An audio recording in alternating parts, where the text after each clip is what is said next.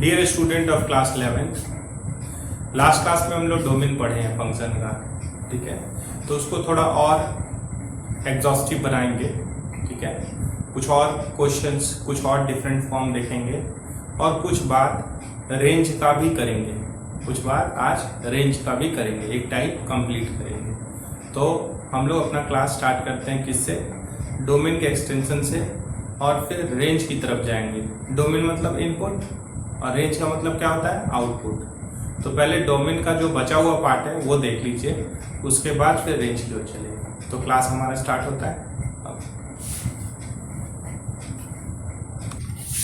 जैसे आपके पास सवाल ऐसा दिख रहा है, फाइंड डोमेन। पहला क्वेश्चन है, मान लीजिए ऐसा कुछ लिखा हुआ है, सम में fx प्लस gx का डोमेन निकालना है,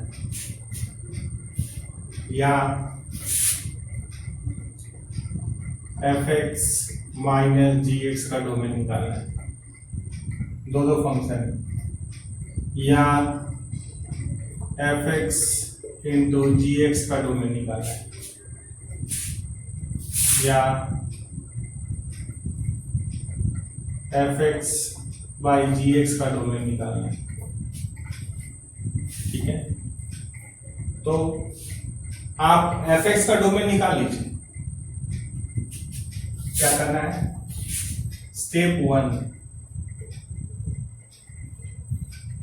find domain of f of x। Step 2, find domain of g of x।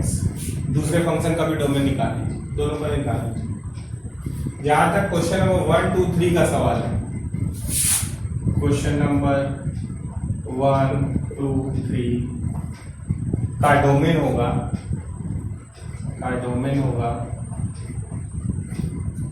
1, 2, 3 का डोमेन होगा ये दोनों का कॉमन पॉइंट, मतलब domain of f intersection domain of g। जो f का डोमेन आया, fx का डोमेन आया, उसको बोले d of f, domain of f intersection domain of g। Question number 4 में डोमेन होगा domain is equals to domain of f intersection domain of g। यहां भी होगा, लेकिन g ऑफ x 0 नहीं होना चाहिए, डिनोमिनेटर 0 नहीं होना चाहिए। तो यहां से हटा देंगे उन वैल्यूज ऑफ x को, x such that g of x is equals to 0, ये हटा देंगे। तो चाहे सम का बात हो, या डिफरेंस का बात हो, या प्रोडक्ट का बात हो, या डिवीजन का बात हो, आप जितना फंक्शन दिखाई देगा सबका डोमेन निकालेंगे, सबका कॉमन पार्ट लेंगे। और ये बात आप पहले से पढ़े हैं कि डिनोमिनेटर 0 नहीं होना चाहिए। तो डिनोमिनेटर जब कुछ आ रहा है तो वो वाला पॉइंट एक्सक्लूड करें, ठीक है। तो सवाल ले लेते हैं और आगे बढ़ते हैं। आपके पास सवाल है, find domain fx is equals to क्या है? Root under 2 plus x plus root under 2 minus x by x. तो आप बताइए, स्क्वायर रूट ऑफ कुछ भी का डोमेन क्या होता है? जो स्क्वायर रूट के अंदर हो वो क्या हो? नॉन नेगेटिव हो। मतलब पहला कंडीशन क्या है सॉल्व करने के लिए? 2 plus x must be greater than equals to 0। यहां स्क्वायर रूट के अंदर क्या है? 2 माइनस एक्स क्या होना चाहिए? Greater than equals to 0। और डिनोमिनेटर 0 नहीं होना चाहिए, x नॉट इक्वल्स टू 0। तो ये तीनों का इंटरसेक्शन लेंगे, क्योंकि इसको भी डिफाइन रहना चाहिए, ये भी सिस्टम डिफाइन होना चाहिए, और ये x से डिवाइड होते समय भी ये ओवरऑल सिस्टम भी डिफाइन होना चाहिए। तो ये तीनों का इंटरसेक्शन। तो ये क्या बोला? x greater than equals to -2। अगर x को उधर भेजेंगे तो क्या आएगा? x less than equals to 2।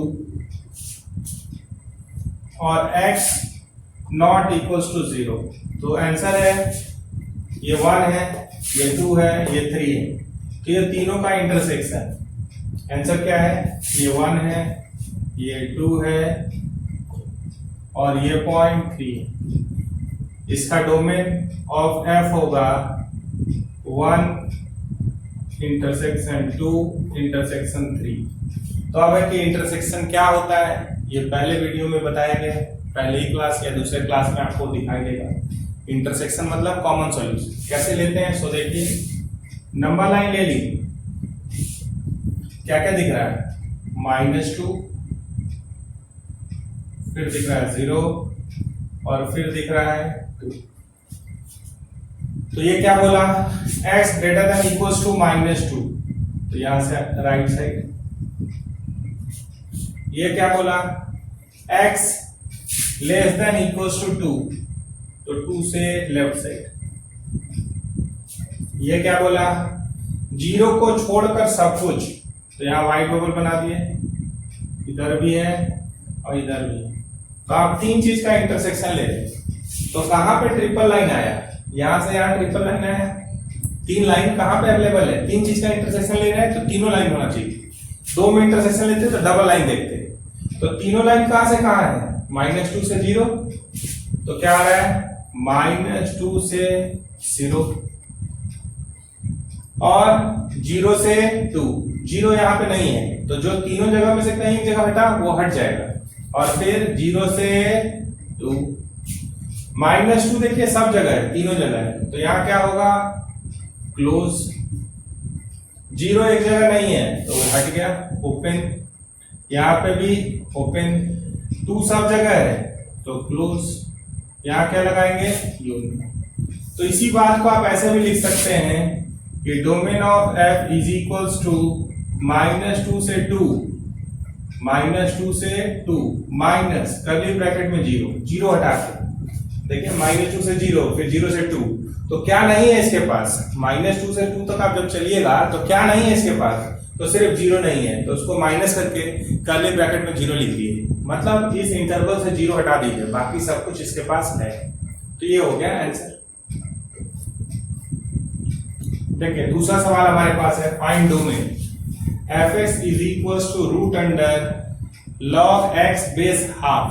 तो log आप पढ़ें, थोड़ा सा रिकैप भी करेंगे। देखिए तो हम यहां पे सबसे पहले देख रहे हैं, तो हमको क्या दिख रहा है? log x इज डिफाइंड कब? when x is greater than 0, ऐसा लिखा हुआ है। log x कब डिफाइंड है? for x greater than 0। फिर हमको दिखाई दे रहा है कुछ स्क्वायर रूट के अंदर, मान लीजिए स्क्वायर रूट के अंदर gx इज रियल। कब? ये रियल कब होगा? तो जब gx is greater than equals to 0। तो हम लोग दो बात का ध्यान रखेंगे। पहला, log किसके लिए डिफाइंड है? तो पॉजिटिव के लिए। log x कब डिफाइंड है? For x greater than 0। Square root of gx कब रियल आउटपुट देगा? कब डिफाइंड है? रियल सिस्टम में कब डिफाइंड है?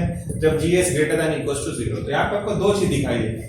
तो पहले देखे अंदर, तो log x दिखाई दिया। तो log x कब डिफाइंड है?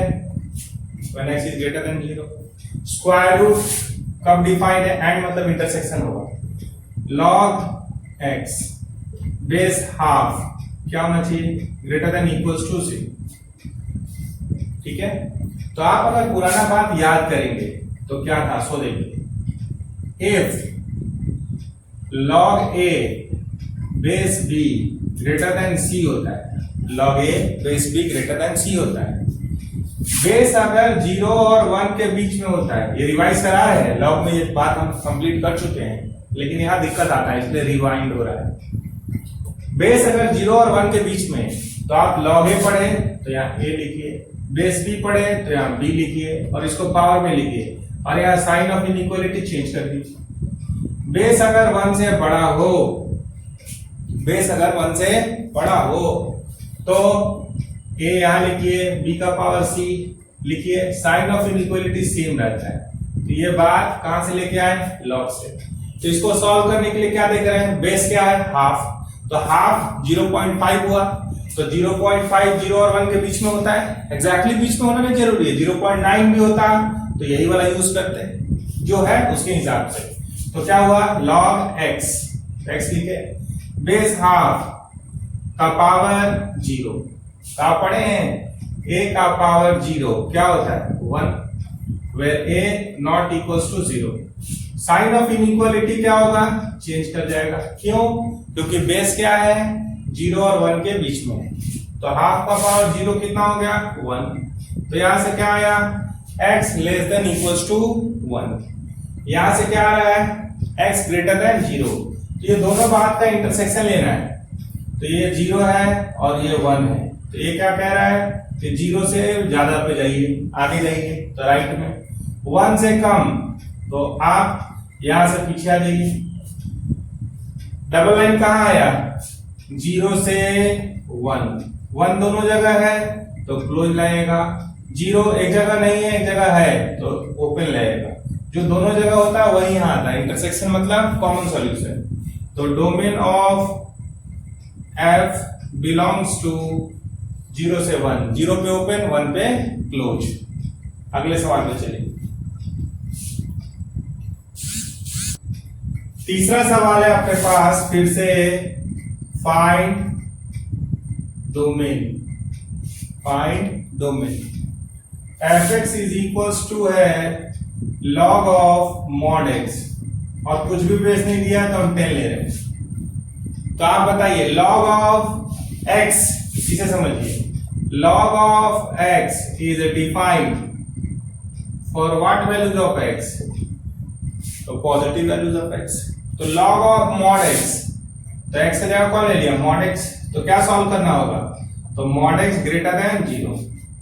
आप जानते हैं mod एक ऐसा मशीन है जो नेगेटिव का भी क्या देता है, ठीक है, mod ऑफ -2 क्या होता है 2, पॉजिटिव बना देता है, जिसको हम लोग पढ़े थे minus of -2 that is 2, mod of 2 तो नेगेटिव का भी पॉजिटिव ही होता है, पॉजिटिव का भी रिजल्टेंट पॉजिटिव ही होता है। तो ये अक्सर पॉजिटिव होता है, ज्यादातर केसेस में पॉजिटिव भी होता है, सिर्फ एक जगह पे 0 होता है, तो उसको हटा देना पड़ेगा। तो mod x ग्रेटर देन 0, आप मॉडेस का ग्राफ भी देखे हैं, ड्रॉ भी किए हैं, हम लोग मॉडेस का ग्राफ भी ड्रॉ किए ऐसे v शेप में। तो एक जगह पे 0 है, वो क्या है mod ऑफ 0 क्या होता है, mod ऑफ 0 0 होता है। तो ये ग्रेटर देन 0 कब है, हमेशा, ये ग्रेटर देन 0 कब है, ये एक्स से कब ऊपर है, हमेशा। तो mod हमेशा पॉजिटिव है, किसके लिए, x बिलोंग्स टू r के लिए, सिर्फ एक जगह नहीं है, वो कौन है 0। तो इसको कैसे लिखते हैं, पूरा रियल नंबर से 0 हटा दीजिए, तो ये r-0 लिखे हैं, आप इसको ऐसे भी लिख सकते हैं -∞ से 0 यूनियन 0 से इंफिनिटी, आप इसको ऐसे भी लिख सकते हैं -∞ से इंफिनिटी एक्सक्लूडिंग 0, आप इसको ऐसे भी लिख सकते हैं r- पूरा रियल नंबर से 0 हटा के।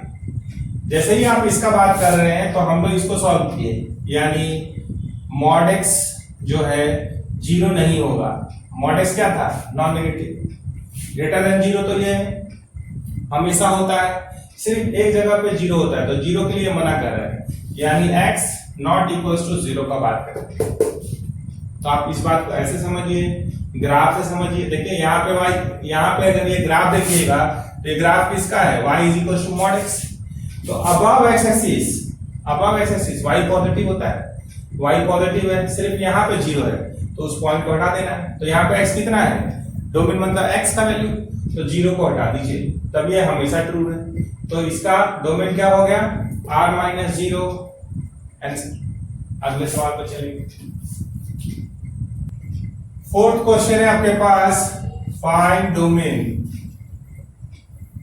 fx इज इक्वल्स टू लिखा हुआ है mod x by x, fx is equals to क्या लिखा हुआ है mod x by x, mod x by x। तो mod x को अगर देखिएगा तो mod x पे कोई वैल्यू डालिए, कोई दिक्कत नहीं। तो यहाँ पे किससे फोकस करेंगे कि भाई डिनोमिनेटर 0 नहीं होना चाहिए, तो इसका डोमेन क्या आएगा, x नॉट इक्वल्स टू 0। तो आप इसको भी लिख सकते हैं x belongs to R, all real number 0 हटा के। ठीक है, 5 नंबर में आप लिख सकते हैं, ये भी डोमेन निकाला है, find domain fx is equals to log of greatest integer of x, log of greatest integer of x। अब ये ट्रिकी सवाल है, ये सवाल थोड़ा ट्रिकी है। आप बोलेगा ये कहाँ पढ़ाए हैं, तो हम यहाँ पे जरूर लिखेंगे कि बेसिक्स का जो लेक्चर 11 है वहां पे ये पढ़ाई हुआ है। लेक्चर 11 में क्या पढ़ाई हुआ है, ग्रेटेस्ट इंटीजर फंक्शन, ये पढ़ाई हुआ है। और इसको ट्रिपल स्टार भी मिला हुआ है, क्योंकि हर साल आईआईटी जेईई मेन हो या एडवांस हो, इस पे सवाल आता है। तो आप बोलेगा हम भूल गए, खा गए, पचा गए, ठीक है, तो हम लोग इसको पहले रिकैप कर लेते हैं। ग्रेटेस्ट इंटीजर फंक्शन को एक बार फिर से पढ़ लेते हैं, की तो लिखेंगे तो आप तुरंत बोलिएगा इसको छोड़ दो, हम ना पढ़ेंगे, तो ऐसा ना हो, इसलिए हम ही फिर से पढ़ा रहे हैं ग्रेटेस्ट इंटीजर फंक्शन। ठीक है, इसको रोक रहे हैं, इस सवाल को फिर से बता रहे हैं।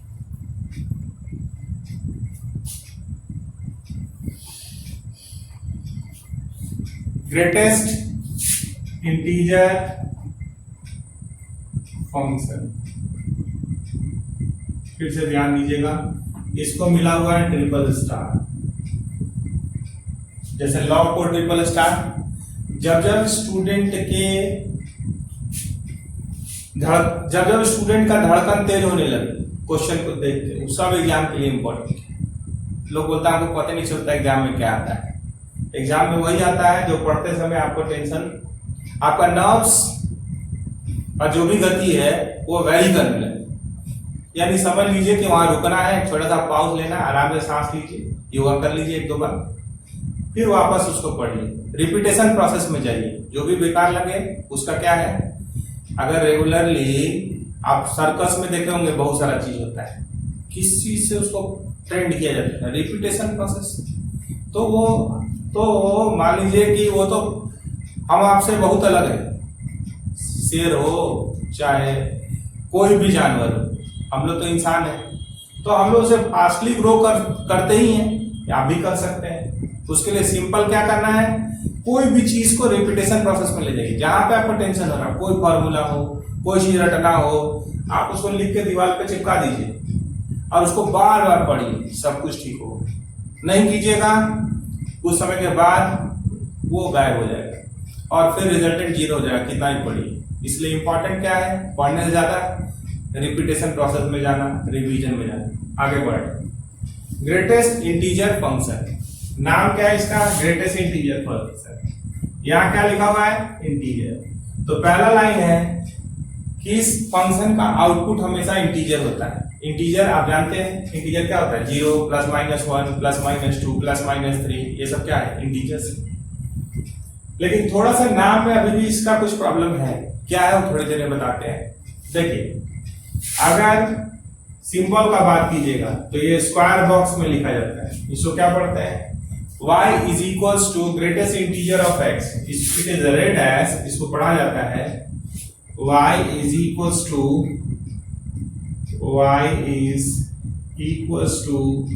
greatest integer of x, ऐसे पढ़ते हैं।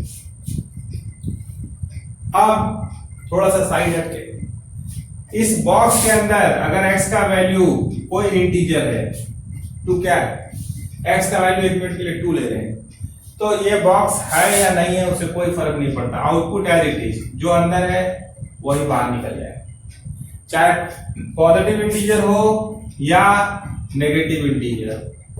तो इसका आउटपुट क्या है, -2। तो ग्रेटेस्ट इंटीजर ऑफ इंटीजर ही होगा, वही वाला इंटीजर होगा जो अंदर है वही बाहर निकल जाए। लेकिन अगर ग्रेटेस्ट इंटीजर के अंदर कोई भी रैशनल नंबर आता है या इरेशनल नंबर आता है, कोई भी रियल नंबर आता है अदर देन इंटीजर, तो इसका आउटपुट होगा इससे ठीक कम इंटीजर। तो 2.3 को आप जब देख रहे हैं यहां कहीं 2.3 है, तो इसके लेफ्ट में क्या है 2 और इधर क्या है 3, तो ठीक कम इंटीजर कौन हुआ 2, तो इसका आउटपुट क्या होगा 2। अगर आपसे पूछे -2.3 तो अंदर इंटीजर नहीं है, तो इससे ठीक कम इंटीजर, तो जैसे ही पूछे लोग कहेगा -2, नहीं पहले सोच लीजिए, ऐसे कुछ मत बोलिए, आराम से देखिए। हम क्या बोले कि अगर अंदर इंटीजर नहीं है तो उससे ठीक कम इंटीजर, तो अगर यहाँ कहीं नंबर लाइन पे -2.3 है तो -2 तो इधर है और -3 इधर है, तो कम वाला तो लेफ्ट में होता है ना, कम वाला किधर होता है लेफ्ट में ना, राइट वाला तो ज्यादा है। -2 बोलिएगा तो इससे ज्यादा हो जाएगा, वो नहीं है आंसर। आंसर कौन है ठीक कम इंटीजर, ये क्या हुआ -3। तो अगर हम आपसे पूछे greatest integer of √2, greatest integer of √2, तो √2 का अप्रोक्सीमेट वैल्यू 1.414, तो 1.414 से ठीक कम इंटीजर कौन है 1, चलेगा बोलिए, थोड़ा सा रोकें उसको। तो ऐसे करके आप ग्रेटेस्ट इंटीजर निकाल सकते हैं। मान लीजिए आ गया ग्रेटेस्ट इंटीजर ऑफ √2 - 1, मान लीजिए ऐसा, ये स्क्वायर ब्रैकेट, तो ये अप्रोक्सीमेट वैल्यू क्या हुआ 1.414 - 1, दैट इज 0.414, तो इसका ग्रेटेस्ट इंटीजर क्या हुआ जी 0.414 से ठीक कम इंटीजर कौन है 0। ठीक है, तो हम इसके डेफिनेशंस को जो भी है इसको लिख देते हैं स्टेटमेंट में। अगर अंदर इंटीजर है तो आउटपुट एज इट इज, अगर अंदर इंटीजर नहीं है तो इससे ठीक कम इंटीजर, जो अंदर है उससे ठीक कम इंटीजर आउटपुट होगा। लिखते हैं, देखिए y इज इक्वल टू क्या पढ़ते हैं ग्रेटेस्ट इंटीजर ऑफ x। पहला लाइन क्या आया if x belongs to integer, अगर x इंटीजर होगा तो ग्रेटेस्ट इंटीजर ऑफ x बराबर x होगा। ग्रेटेस्ट इंटीजर ऑफ x क्या होगा बराबर x होगा। If x not belongs to integer, if x not belongs to integer, then greatest integer of x is equals to an integer, एक ऐसा integer which is nearer and smaller than x, nearer and smaller than x। Greatest integer of x क्या होगा एक ऐसा integer जो इससे ठीक कम होगा, इसके पास भी होगा, ज्यादा कम नहीं, ठीक कम, ठीक समझते वर्ड और कम भी समझते आप। तो अंदर जो भी होगा x का वैल्यू से, अगर इंटीजर नहीं है x तो उसे ठीक कम इंटीजर के पास जाना है। जैसे आप बोलिएगा ग्रेटेस्ट इंटीजर ऑफ 0, तो 0 तो इंटीजर है, तो आउटपुट क्या होगा 0। आप बोलिएगा 0.1, तो 0.1 से ठीक कम इंटीजर कौन है 0। 0.5 का ग्रेटेस्ट इंटीजर तो क्या है 0। 0.9 का ग्रेटेस्ट इंटीजर 0। 0.99 का ग्रेटेस्ट इंटीजर भी 0। अब बोलेगा 1 बहुत पास है, अप्रोक्सीमेशन नहीं पढ़ा रहे, ग्रेटेस्ट इंटीजर पढ़ा रहे। तो बोले थे नाम में भी एक परेशानी है। नाम में क्या परेशानी है, नाम है ना, आप सुने नाम बड़े और दर्शन छोटे। नाम है ग्रेटेस्ट इंटीजर और हो क्या रहा है ठीक कम। नाम है ग्रेटेस्ट इंटीजर फंक्शन और आउटपुट क्या दे रहा है, अगर x इंटीजर नहीं है तो इससे ठीक कम इंटीजर, तो उल्टा बात है, इसीलिए और महान हो जाता है। ठीक है, तो अगर हम आपसे पूछे पहला सवाल अब यहाँ का, आप सोच के बताइएगा, या थोड़ा सा और देख लेते हैं। थोड़ा सा और देख लेने का मतलब ग्रेटेस्ट इंटीजर ऑफ 1 क्या होगा, ये सारा वैल्यूज बताते जाइए, जब आप कंफर्टेबल होंगे तभी आगे चलेंगे। ग्रेटेस्ट इंटीजर ऑफ 1 तो 1 इंटीजर है तो 1 हो जाएगा। ग्रेटेस्ट इंटीजर ऑफ 1.75 1 ठीक कम इंटीजर कौन है? 1.75 से ठीक कम इंटीजर। नंबर सिस्टम देख रहे हैं आप 1.98 बोलिएगा तो 1। यही अगर बोलिएगा -0.1 का ग्रेटेस्ट इंटीजर तो अगर आप मन घबरा रहा हो तो यहाँ आइए -0.1 यहाँ क्या है 0, यहाँ क्या है -1 तो ठीक कम इंटीजर 0 नहीं है। बगल वाला नहीं बोल रहे, ठीक कम वाला। इसके अगल और बगल में दो चीजें, ठीक कम वाला लेफ्ट में होगा। अगर इंटीजर है तो वही, अगर इंटीजर नहीं है तो ठीक कम। तो ये कितना आएगा -1। तो -0.9 का पूछे तो -0.9 यहाँ पे पड़ेगा। ठीक कम इंटीजर कौन है? -1। ऐसे चलेगी। क्लियर है? तो ऐसे चलेगी। तो आपके पास सवाल था फाइंड डोमेन, ठीक है, और हम लोग लिखे थे f(x) is equals to log of greatest integer of x। This यहां लिखा रहेगा, this square bracket represent greatest integer function. ये मेंशन किया रहेगा तभी समझे, नहीं तो इसको नॉर्मल ब्रैकेट को समझते अगर तो x ग्रेटर देन 0 डोमेन हो जाता है, x ग्रेटर देन 0। अभी क्या है?